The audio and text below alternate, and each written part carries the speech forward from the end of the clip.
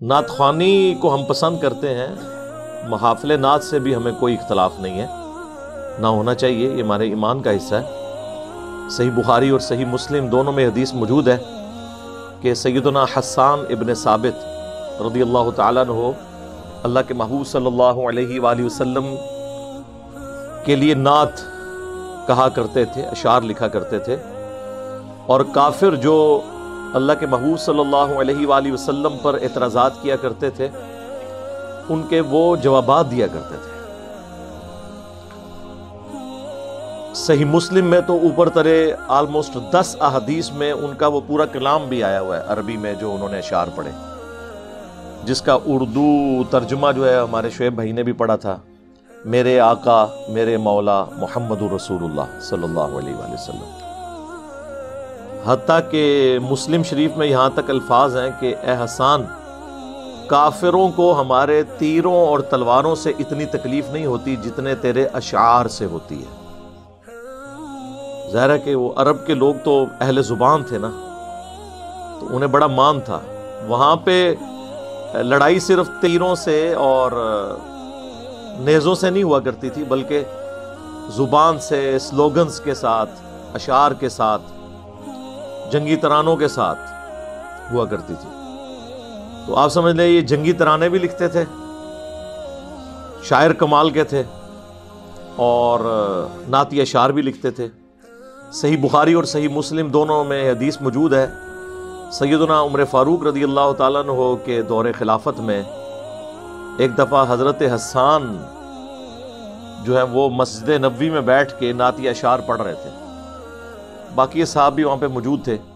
سیدنا عمر وہاں سے گزرے تو انہوں نے یوں کر کے انہیں تیکھی نظروں سے دیکھا کہ یہ مسجد میں یہ کیا کام شروع کیا ہوا ہے، تو زبان سے کچھ نہیں کہا،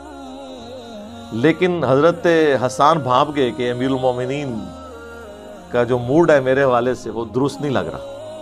تو انہوں نے کہا عمر اس طرح مجھے مت دیکھ، تجھ سے بہتر شخصیت مسجد نبوی میں ہوتی تھی اور میں انہیں بھی اشعار سنایا کرتا تھا، یعنی محمد رسول اللہ صلی اللہ علیہ وآلہ وسلم۔ حضرت عمر نے کہا کہ آپ اس بات پر اپنا گواہ لے کر آئیں، تو انہوں نے کہا یہ ابو ہریرہ بیٹھے ہیں، ان سے ذرا پوچھئے۔ حضرت ابو ہریرہ نے کہا اے امیر المومنین، میں گواہی دیتا ہوں کہ اللہ کے نبی علیہ السلام نہ صرف ان کے اشعار سنا کرتے تھے بلکہ دعا کیا کرتے تھے، اے اللہ روح قدس کے ذریعے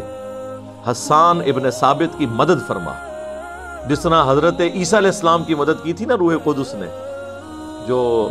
قرآن میں آیا کہ ہم نے ایدناہ بروح القدس، جبرائیل کے ذریعے ان کی مدد کی تھی، ان کو اتنے معجزات غیر معمولی دیے تھے۔ تو یہ ان کے اشعار معجزانہ ہوا کرتے تھے اللہ کی طرف سے۔ تو حضرت عمر پھر خاموش ہو گئے اور وہاں سے چلے گئے۔ اب اس ایک واقعے میں کتنی چیزیں ہیں۔ نمبر 1 یہ کہ قرآن و سنت کے دلائل جو ہے یہ اتنی اہمیت رکھتے ہیں کہ صحابہ کرام اس چیز کی پرواہ نہیں کرتے تھے کہ اعتراض کرنے والا کون ہے، اس کا سٹیٹس کیا ہے، وہ خلیفہ راشد ہے، جنہوں پنجابی کہتے ہیں سدھے ہو جاندے سن کہ نہ بھائی انج نہیں ہے،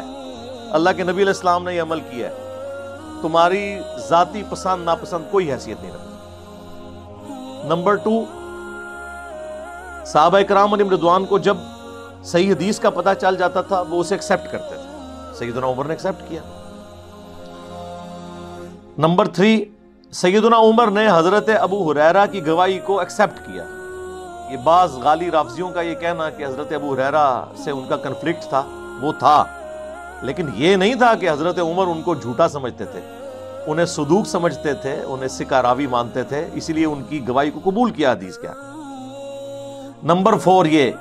کہ ہم جب کسی کو قرآن کی آیات اور احادیث پیش کرتے ہیں اور وہ کہتے ہیں یار وہ باتیں تو ٹھیک ہیں انجینئر صاحب کی، لیکن اتنے بڑے بڑے بزرگوں کو یہ باتیں نہیں پتہ چلی ہیں، تو سیدنا عمر تو یہ نہیں کہا کہ میں تو امیر المومنین ہوں، میرے بارے میں تو حدیث ہے علیکم بسنتی وسنت الخلفاء الراشدین المہدیین، جامعہ ترمذی میں، سنن ابی داؤد میں، سنن ابن ماجہ میں، مشکات میں بھی موجود ہے، تو تم میری سنت پہ عمل کرو، جو چیز مجھے ناپسند ہے اسے چھوڑ دو۔ انہیں پتہ تھا کہ دین آسمانوں سے نازل ہوا ہے، دین میں امام وہ ہے جس کی قبر مدینے میں،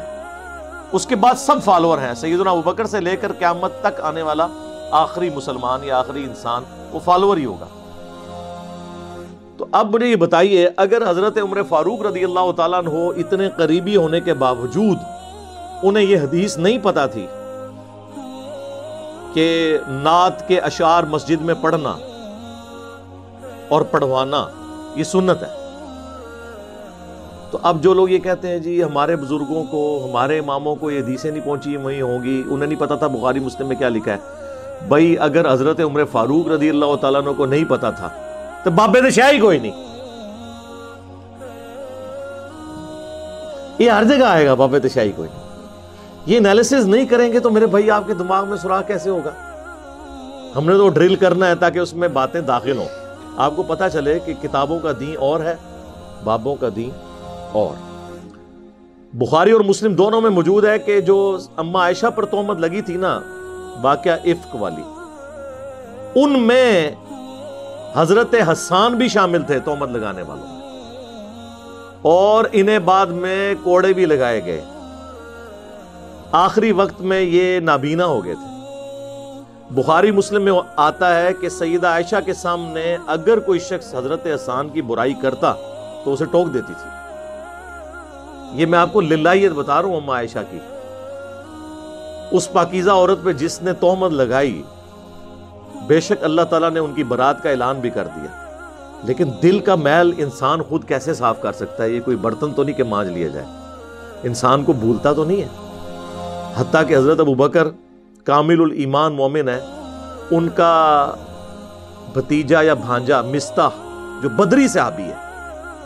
سابقون الاولون میں ہے، وہ بھی تہمت لگانے والوں میں شامل تھا، اور حضرت ابوبکر اس کے گھر کا خرچہ چلاتے تھے، حضرت ابوبکر نے اس کا وظیفہ بند کر دیا۔ لیکن اللہ تو پھر اللہ ہے نا جی، قرآن میں آیات سورۃ النور میں نازل ہوئی کہ اگر تم یہ اللہ کے لیے کام کر رہے تھے نا تو یہ وظیفہ نہ روکو۔ اختلاف اپنی جگہ، اختلاف بھی کوئی چھوٹا موٹا نہیں، جس کی بیٹی پہ تہمت لگائی ہوئی ہو اور اسٹیبلش بھی ہو جائے اور اللہ بھی کہہ دے کہ یہ بہتان عظیم ہے، ھذا بہتان عظیم، پھر بھی اللہ تعالیٰ کا آپ ٹالرنس کا لیول دیکھیں کہ نہیں، وظیفہ اللہ کے لیے دے رہے تھے، وہ اسی طریقے سے جاری رہے گا، اگرچہ اس کا عمل برا ہے۔ 80 کوڑے بھی لگے قذف والے اس ایشو کے اندر، لیکن کہا وظیفہ نہیں بند کرنا۔ حضرت ابوبکر نے فوراً کہا سمعنا وأطعنا، ہم تو سننے والے اور ماننے والے ہیں، وظیفہ دوبارہ مستح کا شروع کر دیا۔ یہ ان کے اندر للہیت تھی۔ یہاں بھی ہم سے لوگ کہتے ہیں جناب یہ کیسے ہو سکتا ہے کہ انجینئر صاحب اتنا اختلاف رکھتے ہیں، اس کے باوجود کہتے ہیں نمازیں ان کے پیچھے پڑھو، جمعے ان کے پیچھے پڑھو، چندے ان کو دو۔ بھئی ہو سکتا ہے ہم صدیقی ہیں، ہماری تربیت تو صحابہ والی ہوئی ہے کہ اختلاف رائے اپنی جگہ، جو کام آپ اللہ کے لیے کر رہے ہیں وہ کرتے رہے، چندہ آپ اللہ کے لیے دے رہے تھے نا، دیتے رہے۔ حضرت ابوبکر کی بیٹی پہ تہمت لگی، ان کو اللہ نے کہا کہ نہیں وظیفہ نہیں بند کرنا، وہ تو تم اللہ کے لیے کر رہے ہو، ٹھیک ہے تمہیں تکلیف پہنچی ہے، لیکن اللہ سے اوپر کوئی نہیں ہو سکتا، اللہ از دا ٹاپ پرائورٹی، اللہ ترجیح اول ہے۔ قل ان صلاتي ونسكي ومحياي ومماتي لله رب العالمین، اے نبی تم فرماؤ کہ بے شک میری نماز، میری قربانی اور میرا جینا اور میرا مرنا سب اللہ کے لیے۔ یہ انسان کا لیول ہونا چاہیے کمٹمنٹ کا۔